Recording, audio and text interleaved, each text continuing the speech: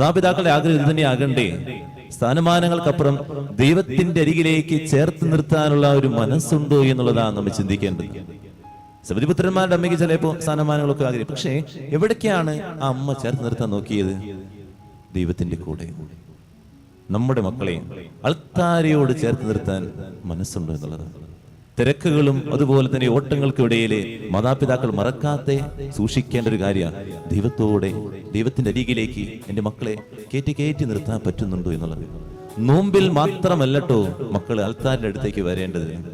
365 ദിവസമുണ്ടെങ്കിൽ ആ ദിവസങ്ങൾ മുഴുവൻ എൻ്റെ മകനെ മകളെ ഞാൻ ദൈവത്തിന്റെ ചൂട് കൊള്ളിക്കാൻ എത്തിക്കണമെന്നുള്ളതാണ്. ചന്ദനം ചാരിയാൽ ചന്ദനത്തിന്റെ മണമുണ്ടാകും. ദൈവത്തിന്റെ അരികിലിരുന്നാൽ അവന് ദൈവത്തിന്റെ സുഗന്ധം ഉണ്ടാകും. അല്ലെങ്കിൽ ദുർഗന്ധം വമിക്കുന്ന മക്കളായിട്ട് മാറും. പ്രാർത്ഥിക്കാം.